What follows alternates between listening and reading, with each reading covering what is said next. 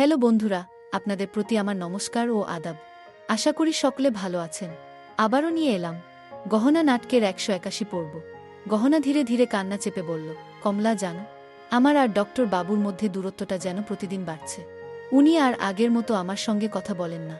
মনে হয় উনি আমার স্বামী নন, কেউ একদম অন্য মানুষ। কমলা দীর্ঘশ্বাস ফেলে বলল, হয়তো সময়ের কারণে বদলে গেছেন। কিন্তু তুই মন খারাপ করিস না। গহনার কথা শুনে এক কোণে দাঁড়ানো আলিয়া মনে মনে বলল, এই মেয়ের সন্দেহ যদি সত্যিতে পরিণত হয়, তাহলে আমার সব পরিকল্পনা ধ্বংস হয়ে যাবে। ওর সন্দেহ আমি আর বাড়তে দিতে পারি না। পূর্ণিমার রাত পর্যন্ত যেভাবেই হোক আসল আজুষ্মানকে লুকিয়ে রাখতে হবে। এমন সময় কমলা গহনাকে কোলে টেনে নিয়ে বলল, চল মা, কাঁদবি না। এমন করে মন ভেঙে যায় না।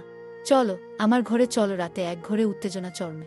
আলিয়া রেগে গিয়ে বলল, এই ছেলে, তোর মাথায় বুদ্ধি আছে নাকি? তোকে কতবার বলেছি গহনার সঙ্গে ভালোভাবে কথা বলতে, কিন্তু তুই তো বরাবরই রুদ। ভিরাজ হেসে বলল, আমি ভালো হতে চাইলেই গহনা আমার গলায় ঝুলে পড়ে। ডক্টর বাবু বলে বলে আমার মাথা খারাপ করে দেয়।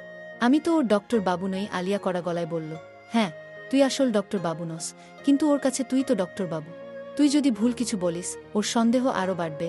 আর যদি সত্যিটা জেনে যায়, ও আকাশপাতাল এক করে দেবে আসল আজুষ্মানকে খুঁজে বের করতে। তাই সাবধান থাকিস। ভিরাজ চুপ করে বসে থাকল। তখন আজুষ্মানের বাবা এসে বললেন, বাবা, আমি খুশি যে তুই আগের মতো আজুষ্মান নেই। এখন বুঝতে পারছিস নিজের ভুলটা। আমি জানি তুই এখন গহনার পাশে কখনো দাঁড়াবি না।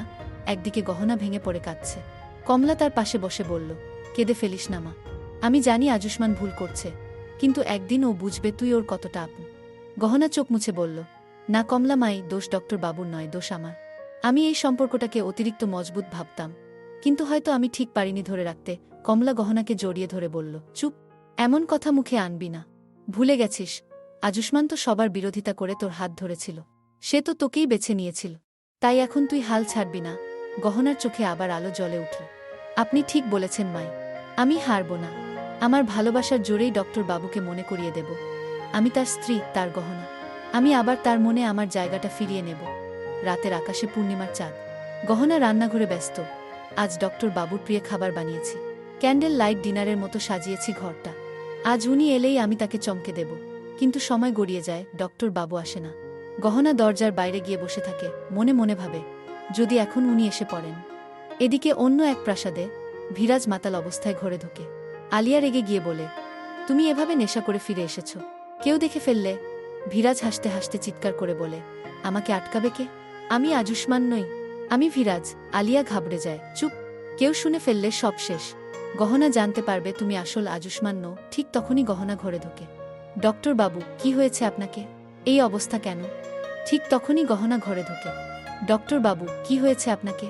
এই অবস্থা কেন? ওকে ধরে ঘরে নিতে যায়, কিন্তু ভিরাজ হঠাৎ গর্জে ওঠে, নাটক করো না। তুমি আমার জীবন নষ্ট করে দিয়েছ। সবাই হতবাক। আলিয়া মাথায় হাত দিয়ে ভাবে, আজ যদি সত্যিটা ফাঁস হয়ে যেত, তাহলে সব শেষ। রাতে গহনা একা বসে থাকে, চোখে জল। কমলা আসে, মাথায় হাত রাখে, মা মন খারাপ করিস না।